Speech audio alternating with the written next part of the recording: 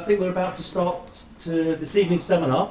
So my name's David Howard. I'm a fellow at Kellogg College, and I'm a co-director of the centre. And we're delighted this evening that Professor Tim Dixon, who is one of the research associates at the centre.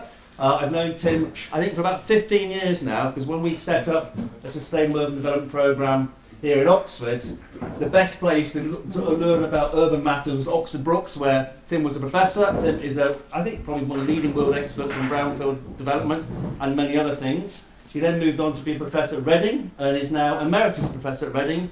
And he's having a book launch here in this very room on May the 30th. So I'll give you a few seconds to write down or type out the dates for May the 30th for Tim's latest book on May the 30th.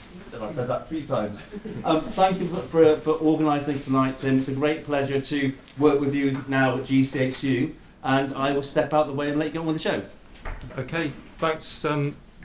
Thanks ever so much indeed, David, and a very warm welcome to you all this evening, and also to our panel, but invited guests as well. Great to see you all here. There's no doubt that people and communities really do matter in placemaking and place shaping.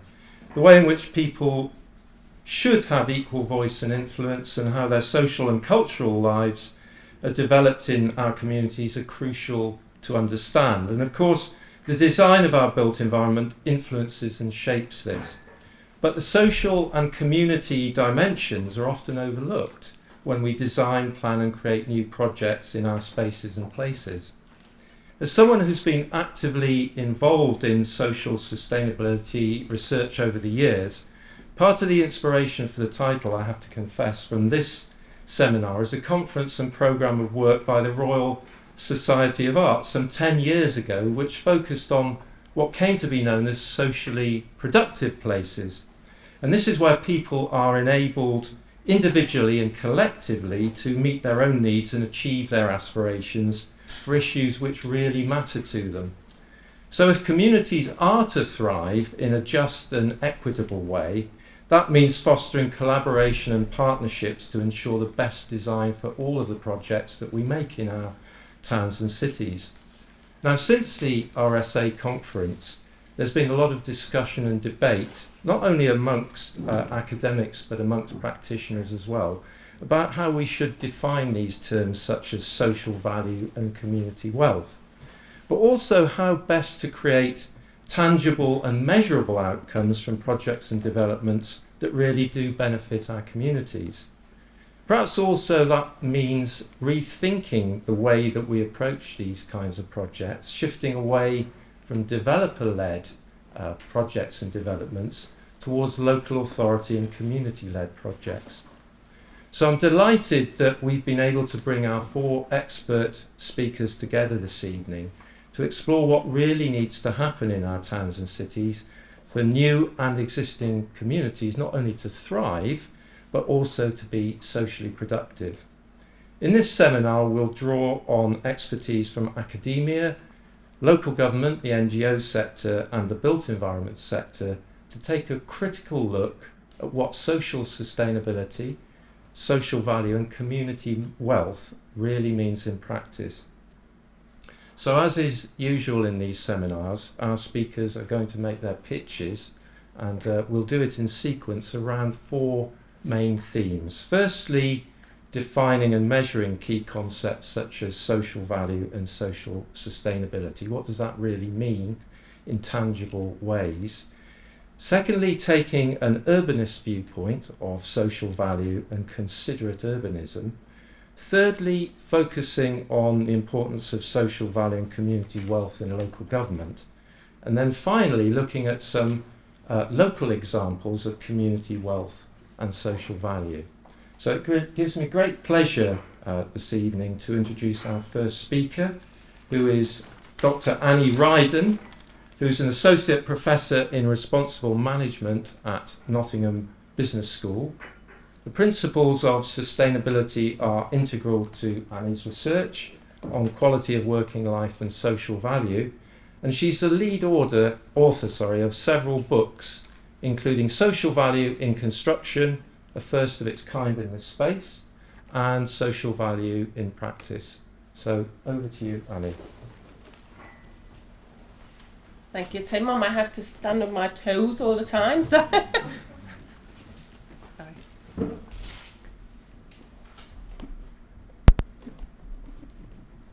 Thank you ever so kindly. So I speak here, and thank you ever so kindly for inviting me and coming to hear my short pitch. I speak both from my lived experience. I come from what we used to then call the Bronx, small town in Finland that had beautiful wooden houses by the lakes, no central heating, wood fires, absolutely idyllic. Imagine all the beautiful postcards. This was in the mid-70s. Absolute horror for people who lived there when it was minus 35 in winter. And then they started building absolutely massive estates with high-rise concrete modular buildings, which were the dream for all the parents who had one-year-olds like me. There were running water, there was central heating, they had a bath, and it was wonderful until all the social issues started emerging of piling lots and lots of people in very, very short space of time in areas that weren't really thought through over a very long period of time. Environmentally, we now know that was a really, really wise choice to heat individual houses in places where it's minus 35. It's very, very expensive, it's very, very difficult, and it's very, very heavy in terms of pollutants. So still today, the kind of modular building and very condensed and very intense urban planning is very popular in Finland. But it's very interesting how now the shift has moved away to very carefully orchestrating the kind of town planning and the kinds of people and the kinds of accommodations they provide in these tightly knit communities. Now, I'm very, very pleased to be in these beautiful surroundings and look at all the historic buildings around me. And where I now live in Nottingham is also a very, very different experience. I live in a leafy suburb, and I want to draw on those two perspectives to kind of think about the global perspectives in thinking about urban planning and what sustainable, socially productive places might look like. I wish to draw your attention to the United Nations Sustainable Development Goals. They are an ambitious plan for all the agreed member states to make the world, the planet, a prosperous place for both people as well as economies. So we look at various different aspects, and ideally we all work under the umbrella of SDG 17 together in partnership. There is very heavy emphasis, as you might know from the current narrative, on the climate-related things. So climate crisis, life below water, life on land tend to dominate an awful lot of discussion at the moment. There is also lots of concerns around cost of living crisis, the economy, jobs, employment, training, not enough jobs, not the right kind of jobs, fear about jobs not being there, the kinds of jobs we might be losing because of AI, the types of jobs that we need, and jobs that don't have people to actually do them anymore. And where might those people be? Lots of concerns around some places having too many workers with very few jobs, and lots of places having lots of jobs with not enough workers in them. There is also some discussion, but in my view, not anywhere near enough discussion, around the explicit areas that relate to people, specifically poverty, zero hunger, good health and well-being, and all the other things that are relating to those specific goals. Now, together, these are meant to provide a universal plan for us to collectively, globally move together. In a more local context, those kind of things can be seen as a little bit of an overwhelming framework, and therefore countries such as the UK tend to put more local, more specific plans in place. In the UK, the most explicit commitment to this kind of work is the Social Value Act, as we know it, Public Services Social Value Act 2012, which has been in place for some time now, and I'm really pleased to say it's increasing momentum and getting traction in terms of the public services in particular. A lot of work to do in the private sector, I fear. It tends to look at sustainability in the kind of holistic sense. On some sense, there is an argument that we have this strong model where environment comes first, and then we have the society, and then we have economy as the centre of it all. Others say that there is arguably a weak approach in terms of we're trying to juggle all of them, and there are compromises between the three elements. But I think importantly, I wish to draw your attention into how people tend to often attach themselves to these ideas and why one tends to be favoured over another. So if you think about measuring social value and how an organisation or a community group might want to bid for a project and show that we want to do this because we will do some good, very easy way to do that is to put some kind of metric to it. And environmentally, we can look at CO2 emissions or reduction in those. We can look at various different, whether we're producing waste in terms of quantity or whether we are reducing waste in terms of lesser quantity. We can look at various different ways of noise pollution or reducing it. We can also look at the economic things quite easily. Are we providing more jobs or more wealth for a particular area in actual monetary terms? Are we looking at more societal terms as the GDP, or maybe we're looking at organisational or project related things such as the life cycle cost of something, or reducing the life cycle cost of a project or an organisation. There are also some things that try and generate kind of community-based measures, such as the LM3 model, which tends to say that if we spend £1 in this economy, and then people respend the same amount of money, we actually generate a multiplier of 3 or more for that £1 to do good in a particular place. Those are all effectively mathematical ways of trying to convince others and ourselves that these are worthwhile and valuable beings. Now, close to my heart is the social circle, and it's quite difficult to start explicitly expressing the worth of an educational intervention, for example. First of all, they tend to be really, really long term. So where do you start measuring it and when do you end? Where do you put the measuring points? It is really, really difficult to say what happiness means. Now, being from Finland, I'm sure you all know I come from the happiest country in the world. But if you would look at any happiness in Finland, it all just looks like people are content. They don't smile, they don't laugh.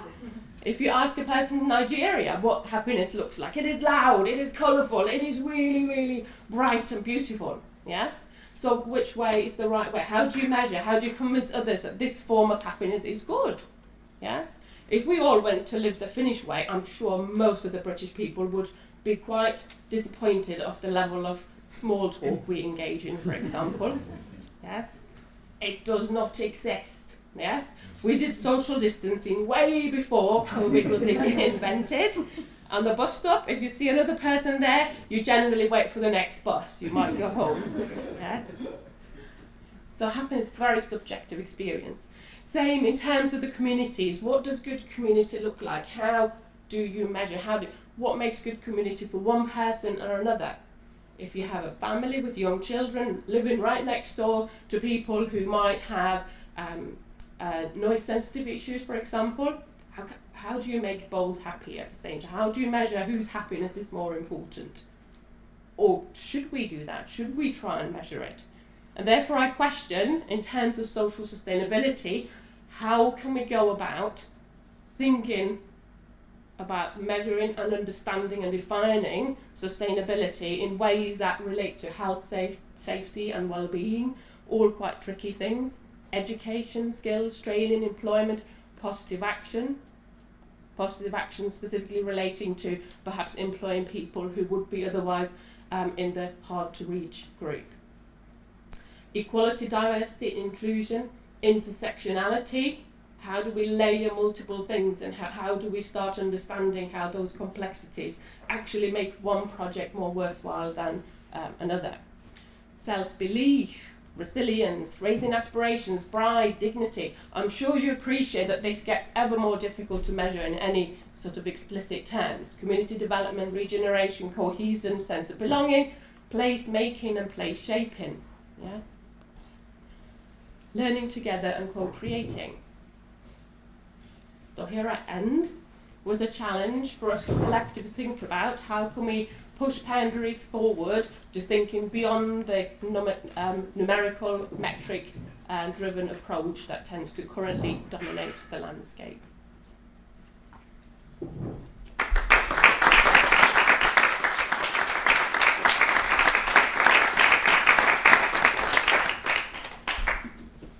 you very much indeed, Annie. Our next speaker is Liane Hartley, who is a planner and writer on urban sustainability and the future of cities.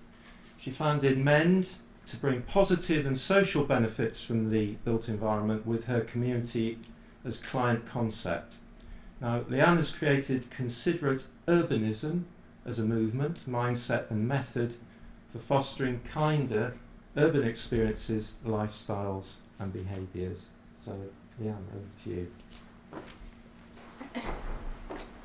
Thank you. Hopefully I'm tall enough to reach this particular mic setup. Thank you. Thank you so much, Tim, and thank you so much for GCHU for having me this evening. It's a pleasure to be in front of all of you. And I'm really keen and excited to share where I've got to with Consider Urbanism with my co-director who's sat here in the audience, Natasha Reed. So I'm going to do a little bit of a sort of lead-in into where I started and how I got here. So my background is in planning and urban regeneration, and I started my career in the very early noughties when regeneration was a big agenda, a big programme, and I felt very excited to be part of this. This was all about rebuilding our urban fabric after many decades of disinvestment. And so I spent many years working on regeneration projects and often came away feeling like something was missing. And after several years, I realised what it was. And it was the sense that, or the realisation that, when we talked about regeneration, what we actually meant was the physical fabric, the physical urban fabric. Now, to me, regeneration is more than that. It's more than the 3D physicality of space. It should be also about regenerating our communities, regenerating humans, and regenerating that relationship between human and urban space. Unfortunately, I felt that the regeneration projects I've been working on focused solely on the physical and not necessarily on the human. And that puzzled me because to me, places, cities, urban are fundamentally human. They are uniquely human. We are integral to cities. Yet the regeneration projects I was working on, the projects we were delivering, seemed to have this disconnect, seemed to have this gap, which to me needed addressing and needed filling. So fast forward to 2010, and I decided it was time for me to go it alone and put my money where my mouth was. So I created MEND. MEND in the sense of not fixing broken places, far from it, but mending the connection between people and place. Because as a regeneration professional, trained in planning, I did my geography degree here, I felt I was overprivileged to be making decisions that affect people's everyday lives. But that seemed to be missing from practice, that realisation and sense of impact and sense of privilege over the work I was doing. It didn't seem to resonate, so I decided to just put it in practice myself. So the work of MEND is about how do we use the built environment, how do we engage the built environment, how do we work with the built environment to create and build that resilient social fabric. And back in 2010, this was something that people thought was interesting. And social sustainability was quite a nascent area of interest. The focus on sustainability up to this point had been very much around environmental, for good reason. But social was a bit fuzzy. It was a bit, what does that mean? So I wanted to actually start to really put into practice what this meant. And so the work I did at MEND was very much around how do we engage the built environment to support humans to thrive, whether that's socially within their communities or individually in their well-being. How do we enable communities to build with that resilience? And I see the planning process as a really important, pivotal platform for civic engagement, for civic development, for civic democracy, for democratic health. But the pathways for people to engage in planning are woefully inadequate. In the sense that it does feel like you need to have planning knowledge and planning experience to participate. And my feeling was that was something that needed to change. Because to get people to fully engage and participate in planning, we need to make it more engaging. We need to help them understand how urban space and change, and urban change in urban space, helps them to thrive themselves. So the work I did was around building community confidence to participate. And there was a great opportunity for this in that at the time the policies around national planning policy framework and neighbourhood planning. And I felt this was a golden opportunity for enabling people to have that active role in shaping their local places. So I worked on projects where I was building that community muscle, helping people to really engage with the process in a way that they felt that they had active influence in the decision making that was happening in their area. And what I found was in the work that I was doing, inevitably it felt like there was a psychological element to urban change that had been completely ignored. Urban change can be profoundly unsettling, can be profoundly challenging, especially if you don't feel that you've got a particular any kind of control over the decisions that are going on around you. So it became very clear that the new regeneration platform and paradigm that we needed to acknowledge the psychological impacts of urban change, and but more broadly the positive psychological impacts that urban change can have when it's done and rooted in humans themselves. So what I mean by that is changing the essence and approach of urban away from starting with the physical and seeing how social impacts emerge from that, and instead starting with the social, recognising that urban space, urban places are experiences as well as things. And going back to what I was saying a minute ago about focusing always on this 3D element, actually, for me, what we're doing as built environment professionals and regen professionals is we're creating urban experiences. And I feel that actually we need to do a lot more to make that experience more healthy, more inclusive, more health-oriented, more empathetic. We are living in a time where we are under constant political stress, whether that's through culture wars or policies that seem to just go nowhere. We're also under major challenges, whether that's environmental in terms of climate change, but also some major social justice struggles. We still have social justice, very pernicious social injustice, and economic exclusion. And I think our current urban paradigm is not fit for purpose to meet those challenges, because our urban paradigm is built, I think, on a set of concepts that have reached concept fatigue, i.e. the car and capitalism. We need a new urban paradigm that focuses solely on how can we enable humans to thrive? How does it meet human needs? How does it enable us to have kinder, more empathetic, more positive urban experiences, not just for ourselves, but for our society as a whole? We have a very atomised society. We have an epidemic of loneliness. Do we want to continue building our urban form on the basis of how it can best accommodate cars? Or do we think it's time to maybe consider building our urban form and our urban life around what suits humans better?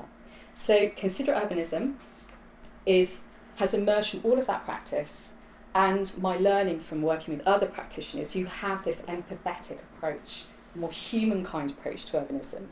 And what I want to do, and what I'm doing with my co-director Natasha, is developing a platform for bringing together these practitioners, these ideas, these approaches in one place, so that we can spotlight the positives, we can spotlight the innovation, we can accelerate that innovation, we can showcase it, but we can also start to change mindsets, because, and I'll say this again, if we want to meet those broad, existential, social, economic and environmental challenges, we need a new paradigm and we need it now. So considerate urbanism is here, it's ready, and we love participation and interest and engagement from all of you. This isn't just about people in urbanism. We need the broadest understanding of how urban needs to go next. How do we want to live next? How are we going to live together next? It needs to be a kinder future, not just for us, but for our planet, because we are not separate from nature. We are nature. We need to work together. I'll leave it there.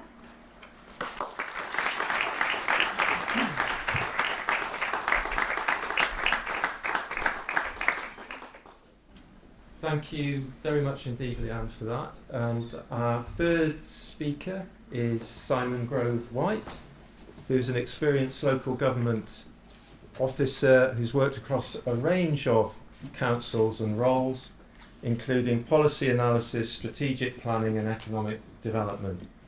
In his current role, he leads the development of Oxford's approach to community wealth building through the Oxfordshire Inclusive Economy Partnership and the Owned by Oxford Community Wealth Building Programme.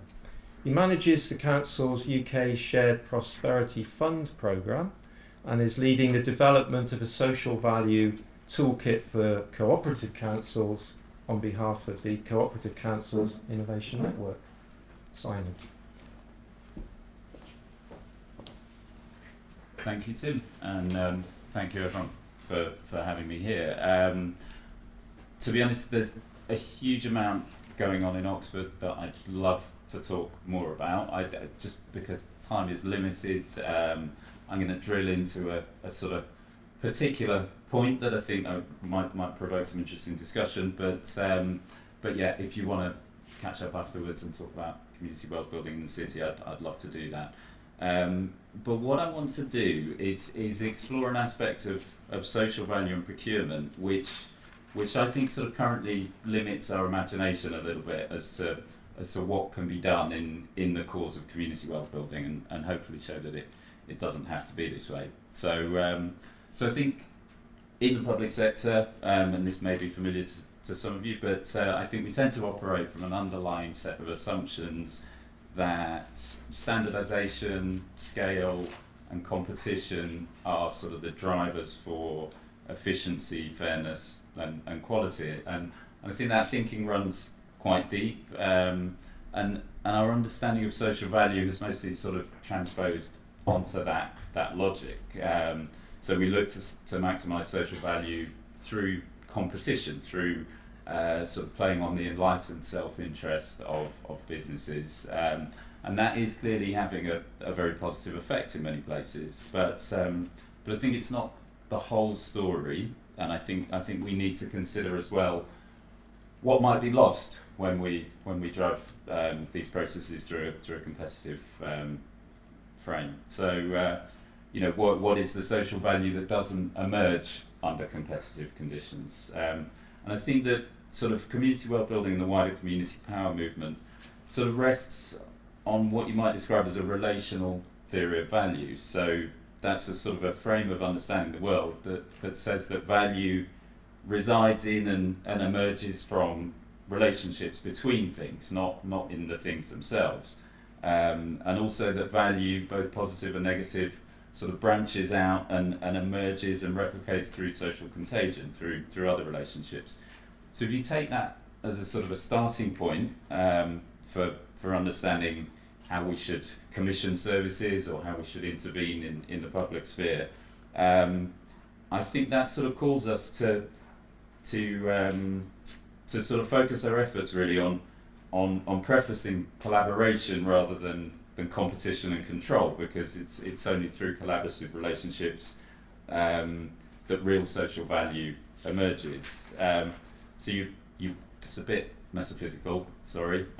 You might be thinking, what the hell is he talking about? So I'm going to try to illustrate this with a really nice example that I've come across on the commissioning of home support services for the elderly in Wigan. So they, like many councils, were sort of disappointed with the care service that they were receiving from sort of remotely headquartered organisations who were perhaps more interested in extracting a profit from that public contract than they were in investing in people and place. So they decided to sort of flip their standard procurement approach of commissioning large block contracts, seeking to sort of drive down costs through economies of scale and competition, and they took as a starting point their values and the conditions that they were trying to create, and they carved up the borough into small areas, small patches. They did their own assessment of what constituted a fair price for a unit of care, and then they put out fixed price tenders for each area, specifying that contracts had to be transparent and tendered on an open book accounting basis. They put huge emphasis in the assessment on in-person interviews. They trusted their gut feel on things. They talked about, you know, wanting to look into the whites of the eyes and really try to understand, do you get it? Do you get what we're trying to do? Do you understand who we are and do you represent that?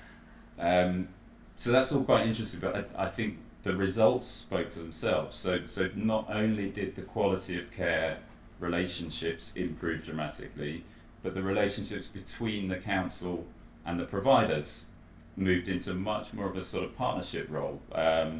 It was based around shared goals rather than what had previously been sort of time-consuming, adversarial, binary, contract-based relationship. But equally striking was the relationship between the providers themselves. So they no longer saw themselves as direct competitors, and they began to work together in times of crisis. They would lend staff to each other when people had staff off sick. So I like to think that, you know, what's going on here is that the different parts of the whole began to cooperate rather than compete, and that turned out to be a necessary condition for the proper functioning of the system as a whole. So what do I think this tells us about how we as community wealth builders should approach commissioning and social value in local government? Well, I think firstly it calls for a more creative engagement with the subject matter of the contract. So, you know, asking ourselves, what is the value we're trying to create? What are the processes and approaches that could be used? So TOMS frameworks, the national TOMS, things like that, they absolutely have their place, but we shouldn't let purpose lead, we shouldn't let process lead purpose. We should be led by purpose and apply the process to the purpose that we're trying to achieve. I think, and this is perhaps a slightly arcane legal point, but we should focus our assessment on what is verifiable, not just what is measurable, and that's legitimate within the procurement regime, but we tend to sort of assume that only that which can be measured can be proved, and that's simply not the case. So that opens up the possibility of subjective assessments of the value of an intervention. It also tells us that competition isn't the only way to determine fair cost, and I think that's an important point that's often lost. It tells us that value and order are often emergent and that they emerge differently under different system conditions. And finally, I think it also demonstrates we need to find ways for decision making, service design, co-production and control to sit at their appropriate scale. So as much as possible, where interventions are impacting should be where control, decision making power should sit. So I'm just going to finish with a quote from a solicitor that I'm working with on a social value toolkit for cooperative councils, which Tim mentioned. So this is from Mark Cook, who works for Anthony Collins Solicitors, and taken from a Rand piece that he shared, which I think summarises this quite well. So he said, many of the factors behind well-being and other facets of social value cannot be reduced to a sum. Community engagement and capacity building, developing relationship and trust, all these can transform the social fabric of a neighbourhood, leading in due course to savings on the public purse, but more importantly, better use of resources as a whole. This requires an element of trusting that outcomes will develop, putting in place a robust infrastructure for doing so, then allowing the genius to mix with the disappointing, rather than a centrally driven average of the mediocre.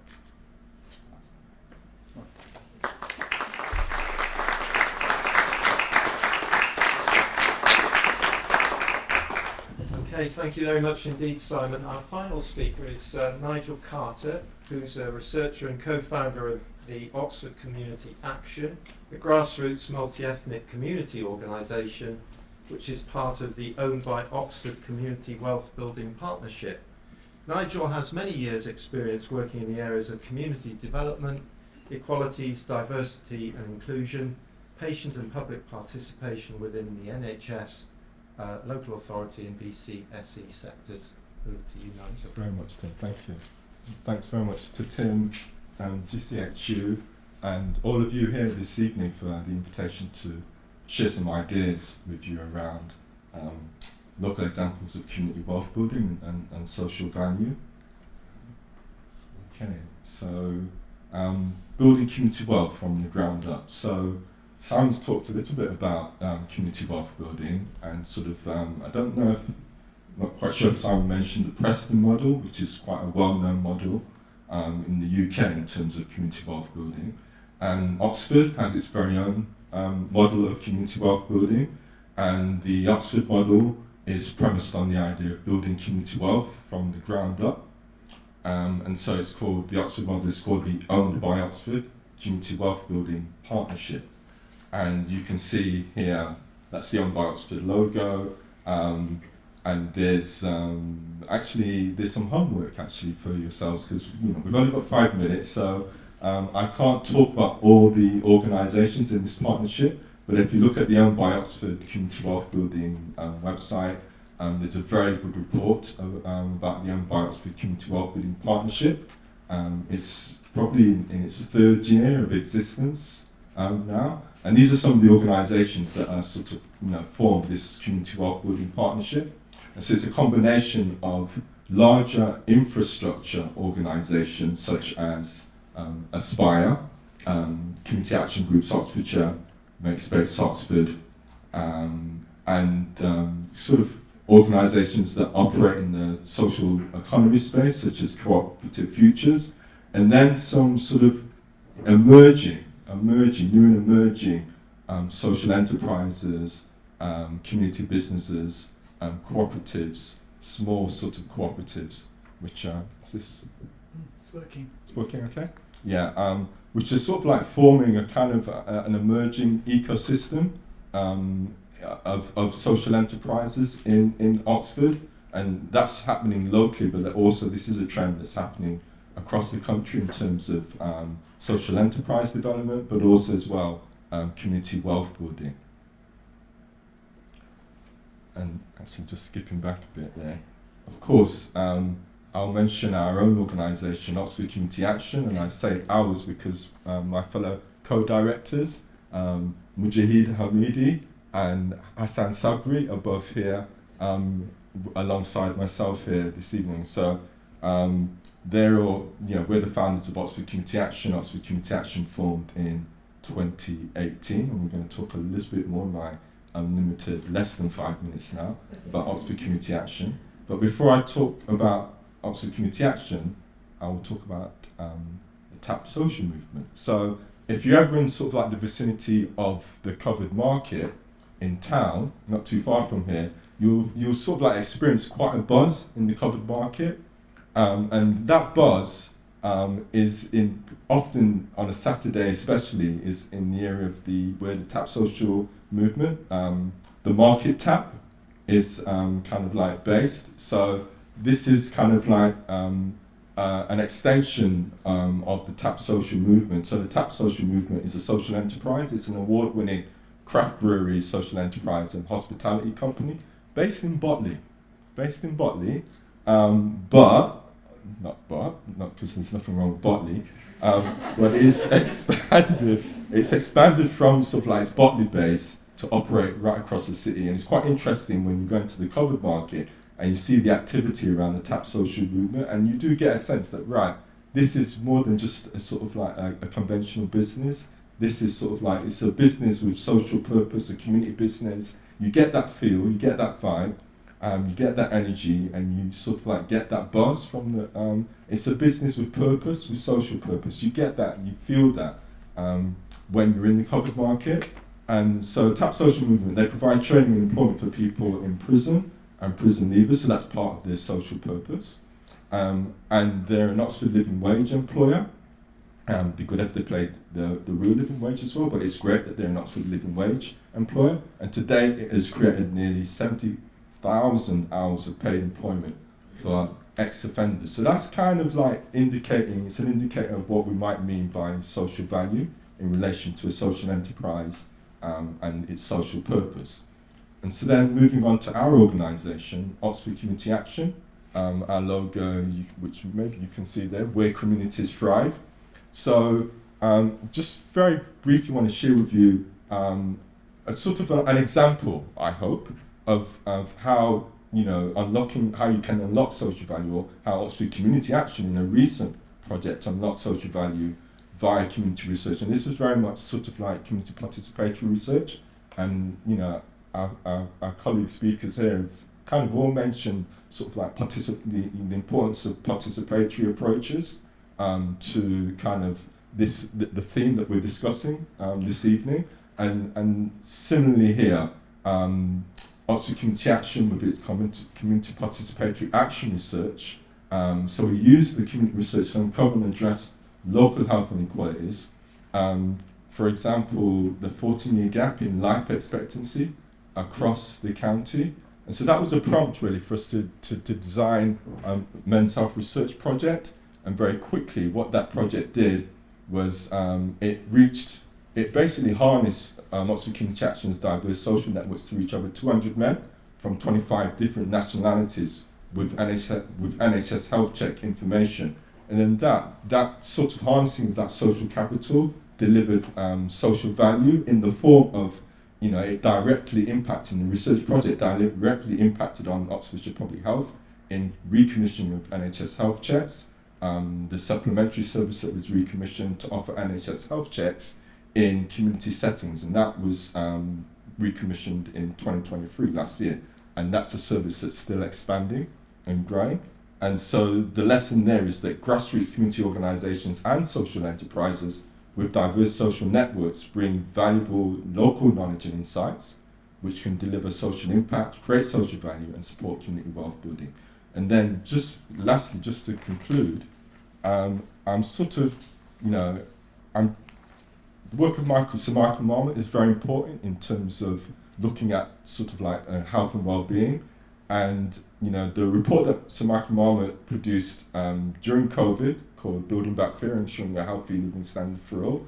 And you know, there's this quote and this recommendation from Sir Michael Marmot, which is really a call to action in terms of, you know, trying to encourage cross-sectoral partners to build back fairer. So this was in the Michael Marmot COVID-19 Marmot Review, and the recommendation is, you know, how to ensure a healthy living standard for all. And as you can see, if you know from the slide, Sir Michael Marmot advocates adopting inclusive growth and social value approaches nationally and locally to value health and well-being, as well as, or more than, economic efficiency. And then for Oxford Community Action, next week we're launching our community garden project, in Blackbird Leys. And then just thinking about this report from Sir Michael Marmot, during COVID-19 we were made aware of the inequality in terms of access to gardens and green spaces during COVID-19. So I think that's a really powerful call to action from Sir Michael Marmot, and the question is, how can we sort of like localise that call to action? How can we localise the SDGs in Oxford? Thank you.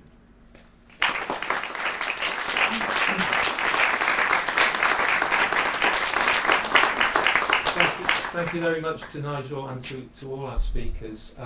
It's now your opportunity to ask questions and raise any points that you'd like to make. So does anybody have a question for our team?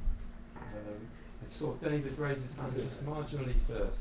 So David. No, thanks for all the speakers. I think Liane mentioned, I mean, all placing social at the centre of, urban development. And I think at GCHU, that's what we're going to do in terms of, we hosted a commission for creating healthy cities where you place health at the centre for humans, the biosphere, and then build around it or retrofit around it.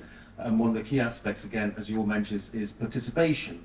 But then also one of the key aspects of participation is how to encourage or enable people to participate in terms of hours, commitments, the ability to, and you often sometimes get a certain type of people have the luxury of time and to participate. So I'm just wondering, how would you individually or collectively with organisations try and get that sort of wider participation in each of your individual projects? Who would like to go first? Yeah. I'll kick off.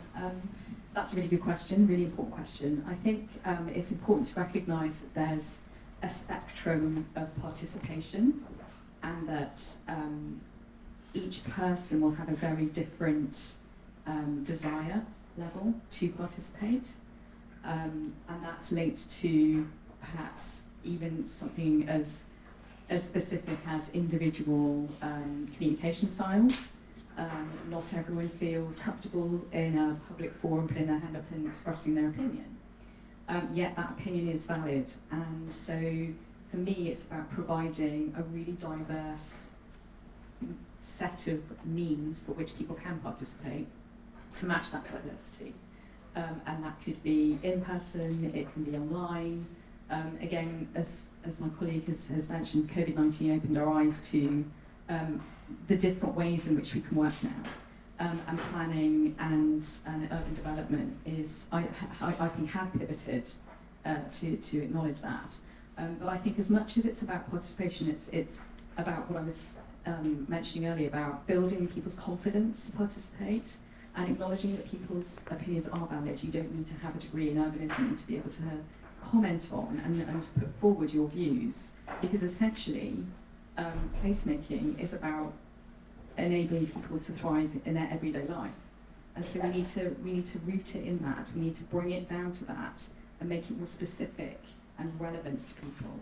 And one of the projects I did a few years ago was we called it planning by stealth, which was to have planning conversations with people without labelling them as planning.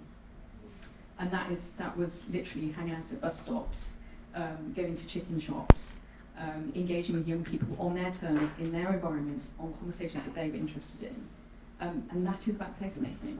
Understanding how people operate and move and have experiences in their places, that is placemaking, that is engagement. We might not label it as that, it might be informal, but those informal processes often provide really rich insights into how people live. And that's what I want to see placemaking be about, is how do people want to live next, how do people live now, and having those conversations.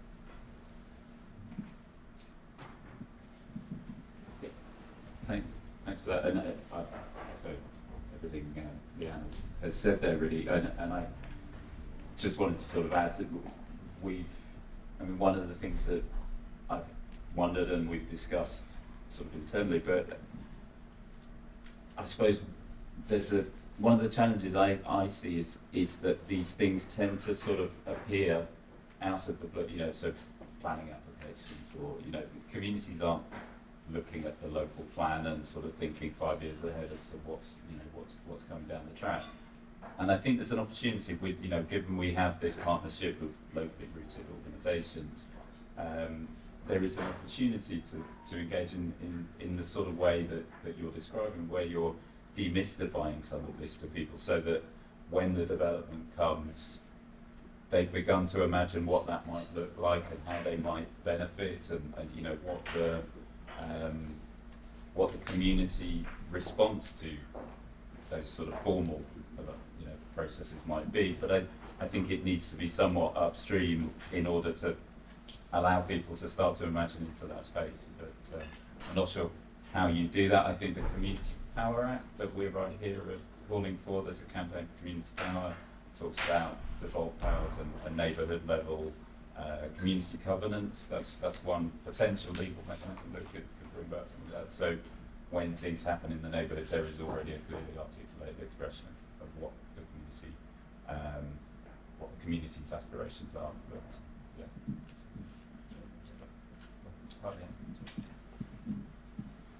Hi, thank you.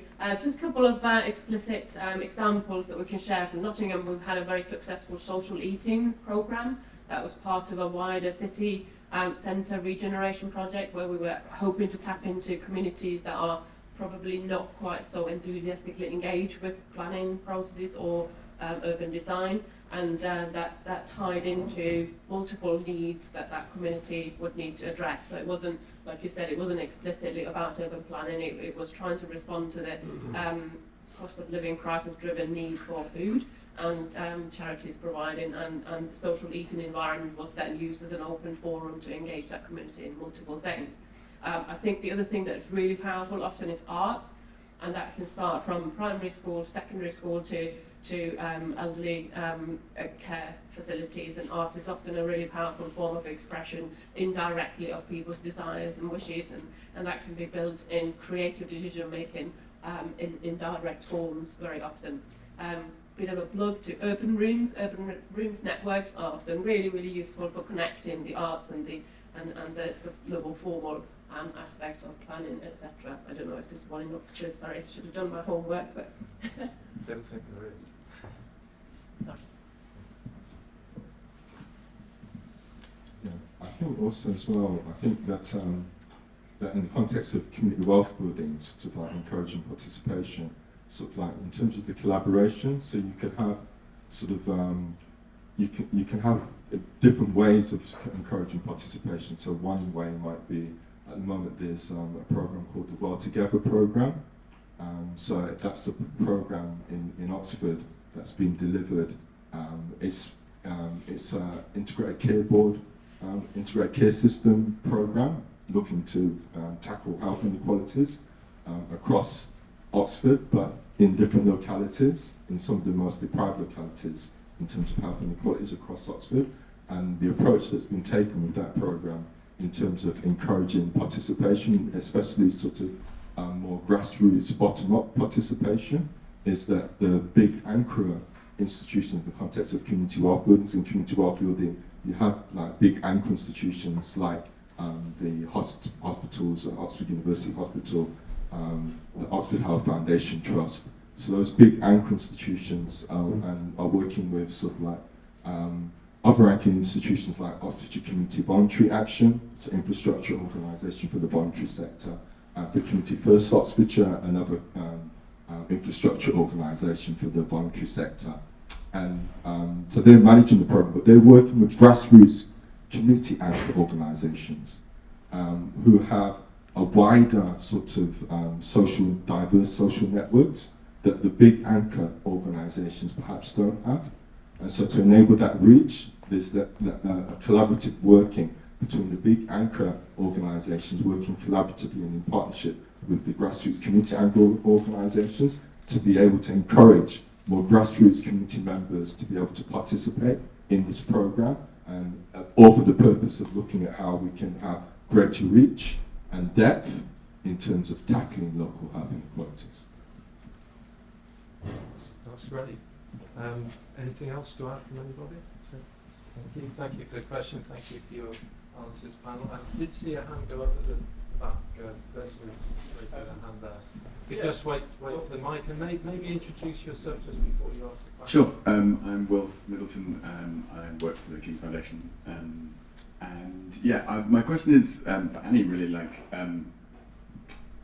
you were talking about like this question of how to quantify and how to measure social value, and it struck me as you're saying that like an agglomeration of different things would be really useful, right? And part of that is like quantitative stuff and qualitative stuff, and then we saw like some really brilliant stuff from Nigel showing us kind of the vibe of the market, along with a lot of different kinds of statistics, and I wonder if that's present in the discourse about how you can have like these different kinds of statistics and qualitative features. That's what I guess we would like to see. I'm afraid the quantitative, the metrics, the explicit, the concrete, that there's something that is easy to understand, that we can all calculate, that makes sense, that is provable, that tends to dominate very, very heavily. And unfortunately, I work in a business school. Managers love nothing better than a good 2x2 or good spreadsheet and what have you. And it is very, very attractive tool because you can tell a powerful story, and it's very difficult to argue when you put it in numbers. I think in a social value scene, everybody agrees that it's very, very difficult to do that, and it shouldn't be that. But even within the public sort of separate narrative, that there is now an emerging trend that we should measure 10% off project value or 20%. We're better than them because we quantify 20% of it. And I personally don't think so. I plug for my books. I try and argue very strongly against that kind of narrative. I think there should be a very balanced view, very much a localised, contextual, very contingent to particular things. So I say, for example, if you have a construction project that provides 15 apprenticeships in an area that would have provided those 15 apprenticeships anyway, now have you generated any social value? Possibly not. If you provide employment for one woman in an area where there are no employment opportunities for women at all, is that better or worse than the 15 apprenticeships? I think numbers can tell you something, and they can be useful in gaining buy-in and providing a bit of momentum. But if you ask me, there should be an awful lot more emphasis on the very contextual, case study based, very localised, and not comparative in terms of, oh, this is good because it achieved in that area so many. This is important here because the transformational power or the disruptive power of changing a narrative. My favourite is around aspirations, so particularly when you think about place shaping rather than place making. Place shaping is very, very important in terms of raising aspirations, generating different dreams in young people's minds that are possibly not been there for generations.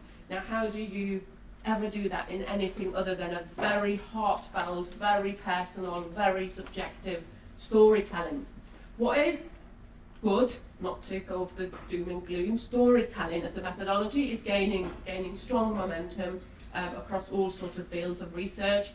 And luckily, qualitative research generally is gaining a lot more momentum, and I'm hoping that over time that will then translate into more powerful belief in storytelling and listening to the stories as well as the spreadsheets and the numbers. Does that answer remotely?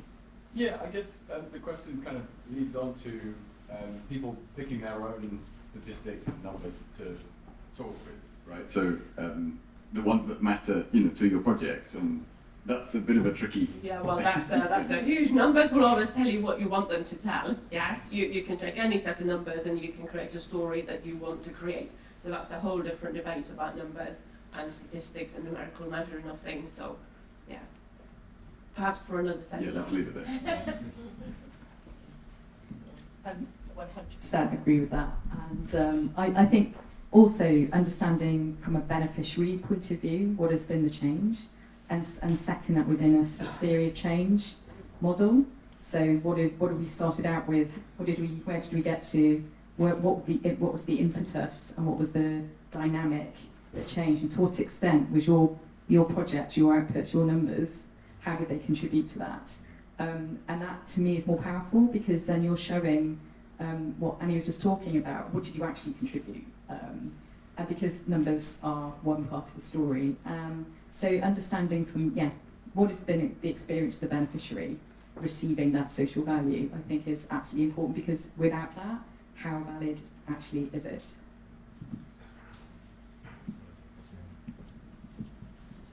I think as well, I think the Women's Budget Group have some good examples of how to approach the question that you just posed. Because the Women's Budget Group, they sort of advocate a sort of very rigorous but also creative use of impact assessments and equality analysis. But in the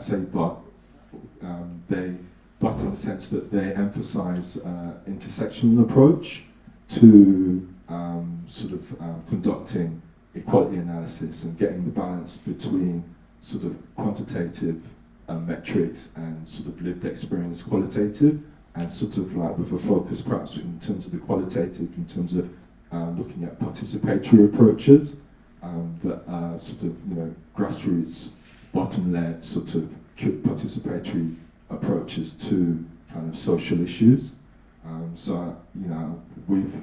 We found the sort of like the work of the Women's Budget Group very useful in terms of like the ideas and approach and the frameworks that they have around sort of trying to measure sort of like social impact in relation to intersecting inequalities.